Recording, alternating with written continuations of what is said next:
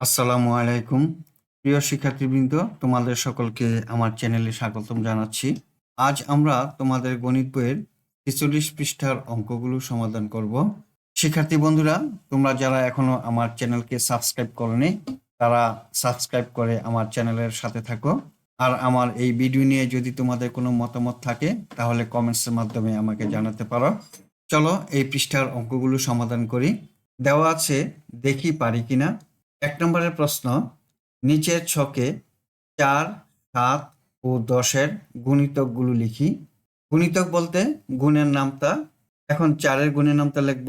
৪-কে ৪, ৪ দুগুণে ৮, ৩ চারা ১২, ৪ চারা ১৬, ৪ পাঁচা ২০, ৪ ছয় ২৪, ৪ সাতা ২৮, ৪ আটা ৩২, ৪ নং ৩৬, ৪ দশে ৪০। ৭-এর গুণের নামতা লিখব। ৭-কে ৭, ৭ দুগুণে ১৪, ৩ সাতা ২১, ৪ সাতা ২৮, ৫ সাতা ৩৫, ৬ সাতা ৪২, ৭ সাতা ৪৯, ৭ আটা ৫৬, ৭ নং ৬৩, ৭ দশে ৭০। এখন ১০-এর নামতা লিখব। ১০-কে ১০, ১০ দুগুণে ২০, ৩ দশে ৩০, ৪ দশে ৪০, ৫ দশে ৫০, ৬ দশে ৬০, ৭ দশে ৭০, ৮ দশে ৮০, ৯ দশে ৯০, ১০ দশে ১০০। ২ নম্বর প্রশ্নে দেওয়া আছে, লসাগু নির্ণয় করি। ৯ ও ১২-এর লসাগু করব। ৩ দিয়ে ভাগ দিব। ৩ তিরিকা ৯, ৩ চারা ১২। এখন ৩ আর ৪-এর মধ্যে কোনো ভাগ যায় না, তাহলে আমরা লিখতে পারি, সুতরাং নির্ণয়ের লসাগু ৩ গুণন ৩ গুণন ৪ সমান ৩ তিরিকা ৯, ৪ নং ৩৬। এখন ৮, ১২ ও ১৬-এর লসাগু নির্ণয় করব। ৮, ১২ ও ১৬-কে ২ দিয়ে ভাগ দিই। ৪ দুগুণে ৮, ৬ দুগুণে ১২, ৮ দুগুণে ১৬। ৪, ৬, ৮-কে আবার ২ দিয়ে ভাগ যায়। ২ দুগুণে ৪, ৩ দুগুণে ৬, ৪ দুগুণে ৮। এখন ২, ৩ এবং ৪-কে আবার ভাগ দিই। ২-কে ২, ৩, ২ দুগুণে ৪।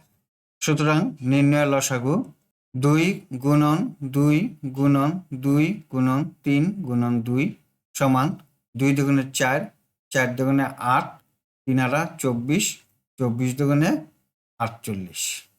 ৩ নম্বর প্রশ্নে দেওয়া আছে, নিচের ছকে ১৮, ২০, ২১, ৩৩, ৩৬, ৪২ এই সংখ্যাগুলোর মধ্যে কোনগুলো ৩ দ্বারা, কোনগুলো ৪ দ্বারা এবং কোনগুলো ৩ ও ৪ উভয় দ্বারা বিভাজ্য লিখি।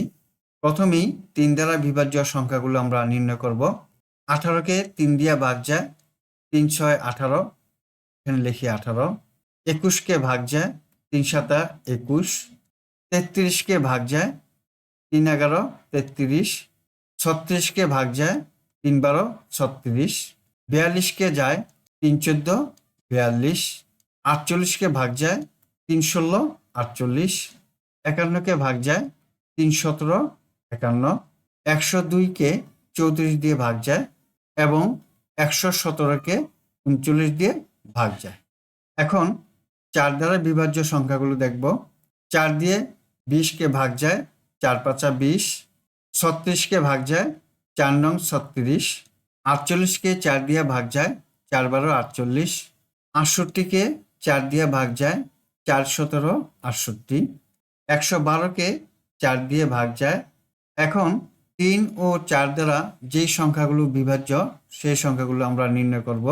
৩ ও ৪ দিয়ে ৩৬ বিভাজ্য, আমরা লিখি ৩৬।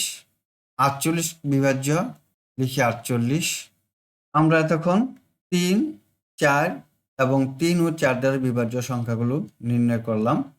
৪ নম্বরে দেওয়া আছে, নিচের ছকে ১৮, ২৪ ও ৩৬ এর গুণনীয়কগুলো লিখি।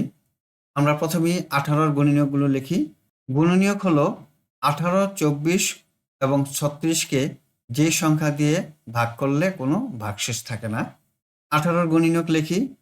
১, ২, ৩, ৬, ৩১৮, ৯ দুগুণে ১৮, ১৮-কে ১৮। এখন ২৪-এর গুণনীয়ক লিখি।